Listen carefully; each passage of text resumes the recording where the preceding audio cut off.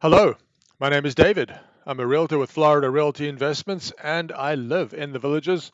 Every week I give you a look at what's happening in the real estate market here. The data is fresh as of the day that I produced the show, so I would advise you to check the show date to ensure you're getting the most recent information. For those who don't know, the Villages is a 55 plus community. We do have younger people here, but most people are over 60. We are essentially a resort. We have championship golf courses throughout the villages, executive courses throughout the villages, recreation centers throughout, shopping, dining, live music at 4 town squares spread throughout the villages. That live music takes place every night of the year, 365 nights of the year. And we also have, I think, currently over 3,000 clubs here. So if you have an interest, no matter how obscure, you will find people who share it. If you want to know what long-term trends on prices are here, what is happening in the short term, this is the show for you.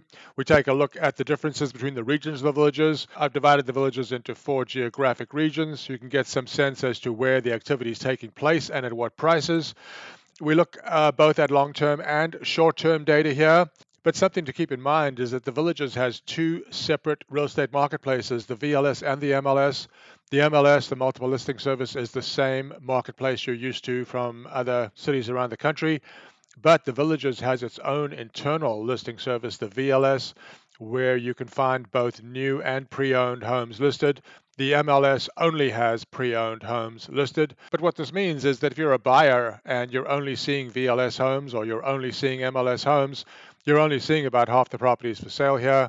And if you're a seller, you're going to need to decide whether to list on VLS or MLS. You can't list on both. If you have any questions, please reach out to me, DavidisinFlorida.com or DavidisinFlorida@gmail.com. If you have questions concerning whether to list on VLS versus MLS, for example, I'll be happy to help you. If you find the information valuable, please consider liking the video or subscribing to the channel. It really helps us with the YouTube algorithm. And something I very rarely mention but should mention is for those people who are considering a move to the villages, this will be a way to ensure that grandkids and family members visit, because with all the activities here, swimming pools, running trails, pickleball, tennis, and golf, everybody will be entertained, and you should find no shortage of visitors. So with that out of the way, let's take a look at what's happening in the Villages real estate market this week. We're going to start every week from now on by just looking at mortgage rates. There's no reason to look at the 10-year US Treasury note since the mortgage rate is derived from that. Looking at this graph, you can see that we are down very slightly from around 7.25 to slightly above 7. Rates did drop dramatically earlier today, but they've risen slightly from the lows. And currently, as you can see, rates remain substantially higher than they were when the Fed started cutting rates. I thought it might be informative to add this graph. This is a long-term graph of 30-year fixed mortgage rates going back over 50 years. And you can see that even though rates have risen dramatically in the last 3 years, they are still well below highs that they've seen previously. You can make your own determination as to what effect that might have on real estate values. I'm going to very briefly orient you as to where the Villages is located. For those who've sat through this introduction many times, my apologies. But as you can see, the Villages is located in Central Florida. We're about an hour north of Orlando, about an hour and a half from the beaches on both coasts. But to be frank, most villages never leave the Villages since there's so much to do here in the way of activities. These maps are showing us all active listings on the MLS. The size of the circle denotes the size of the home, and the color of the circle denotes its price per square foot. The larger the circle, the larger the home. The brighter the color, the more expensive per square foot. So the darker the color, the less expensive per square foot. All of these maps I'm going to be showing you are showing you size and price per square foot. Here we look at the total number of listings currently on the Villages MLS system, 610 active listings as of today. Dramatic and steady increase in the number of listings over the last 3-4 years. This is the highest number of active listings that we've ever seen here in the Villages real estate market. This shows us how long listings have been staying on the market. This is the median listing time for all active MLS listings. This week, a very slight change. We're at 61 days median, But as I've been pointing out for the last several months, seeing levels over 60 is unusual here. As a matter of fact, as we go further in the show, I'll point to some other data that shows that sellers are feeling increasing pressure here. This is the median listing price per square foot for all MLS listings this week, down slightly to $256.94. The question has been raised on the YouTube channel as to what value this median listing price might have. Generally, it's designed to show you the overall trend of the market. It doesn't capture a lot. For example, if more expensive homes are being listed versus less expensive homes, this number will be higher, but it gives us at least a baseline that we can compare apples to apples as over the long term. You might find this summary helpful. We're looking at all MLS listings, which number 610. The smallest home currently active on the MLS is 672 square feet. The largest, 3,620, median size 1,547. Prices this week in the villages range from 155,000 to just under 2.1 million, median just under 390,000. On a per foot basis, you can buy a property in the villages for as low as $128 a foot or as much as $742 a foot, with the median $257 a foot. I've divided the villages into 4 geographic regions to get some sense as to where activity is taking place and at what prices. The 4 regions are the north. This is the area south of 42 and north of 466, and it includes the older part of the villages. The second area is the mid-north. This is everything between 466 and 466A. This area includes Lake Sumter, currently probably the most popular part of the villages due to its proximity to so many amenities. The third area is the Mid-South. This is everything south of 466A and north of 44. We're starting to get into the newer part of the villages here. And finally, the fourth area is the south. This is everything south of Highway 44, and this is the newest part of the villages. I'll show you the differences between these regions as we go forward. Now that you have a sense of where the different geographic regions are, let's take a look at how much activity is taking place in each of them. You can see, for example, in the north, 266 active listings. Sizes range from 672 square feet to 2864. Prices from 155,000 to just under 800,000. On a per foot basis in the north, prices range from $128 a foot to $373. In the south, by comparison, there are currently 83 active listings. 828 square feet, the smallest, 2597, the largest, 1515, the median size. Prices range from 245,000 to $1,150,000, and on a per foot basis in the south, prices range from 209 a foot to 528, with the median of 273. I've included this table, give you some idea as to how the price per square foot changes based on the total price of the home here in the villages.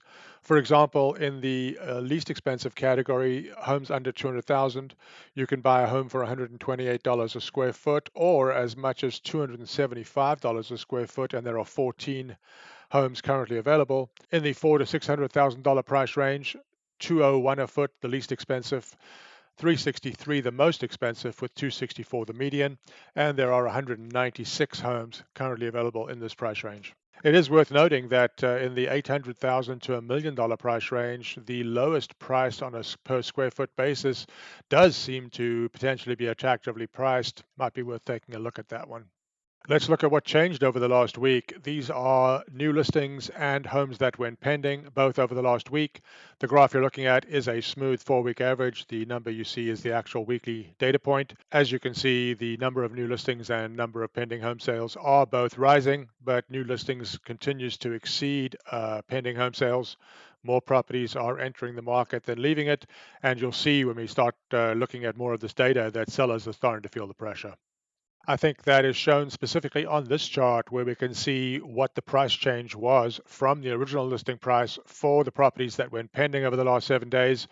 The median reduction from the original asking price is almost 7%. You can see that over the last 2 months or so, the incentives that sellers have been forced to offer is continuing to increase. More evidence here. This is how long the homes that went pending last week were on the market, a median 64 days. Certainly, it's been an inexorable rise over the last year or so, it seems. This is the median price per square foot at which the homes that went pending last week went pending. 250, 222. We're getting awfully uncomfortably close to breaking 250. And as I said earlier, it certainly seems to me as if sellers are starting to feel pressure here. This map is showing you all of the properties that went pending in the villages over the last 60 days. I have cut off part of the top and the bottom and focused on the middle part of the map. Now we'll look at how many homes sold and closed over the last 7 days. They're numbered 30. We are seeing a small improvement, but we are in the midst of the best part of the year for activity here. We'll have to hope that we see that activity for the next 2-3 months. This is the median price per square foot for the homes closing last week, $240 a foot. The number you see is the actual weekly data point. The graph is a smooth 4-week average.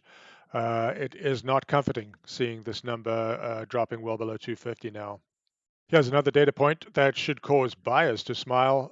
It's taking longer, apparently, to sell a home in the villages, especially in terms of this measure, which is how long the homes that closed were on the market. 71.5 days is the median. I'll point you to the beginning of this graph, where that number was 1/10 as long. The villages has seasons, believe it or not, even though we're in Florida, and we have selling seasons here as well. Here we're keeping track of how many sales take place per week.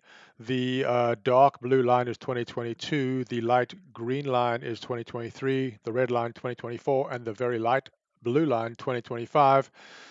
Sales activity did pick up very slightly last week, but as you can see, for the first 10 weeks or so in the year through the first 20, is when we see a lot of activity. We are muted at this point, but hopefully we will be seeing more activity over the next 2 months.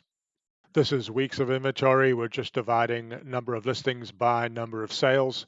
20.3 weeks of inventory is what this currently represents. 20 does seem like a no number compared to the higher readings that we've been seeing recently. But as you look at this graph, make note of how few readings there are over 20 days. These are the homes that closed over the last 60 days. Once again, size and color as before. Larger the circle, larger the home. Brighter the circle, the more expensive per square foot. And these are the homes closing over the last 7 days. I think this chart summarizes my feelings quite well. We're looking at what percentage of listings have reduced their asking price from the original asking price. We're up to 56.37% have. Just very recently, 4 or 5 weeks ago, that number was under 50%. Sellers are becoming increasingly enthusiastic, and if activity does not pick up, I think we may see new highs in this number. This is very encouraging for buyers, but if I was a seller, it would probably be causing me some anxiety. And this is the reduction itself. This is the median price reduction from the original asking price for all current MLS listings. It seems that homeowners' equity here might be less than they had thought.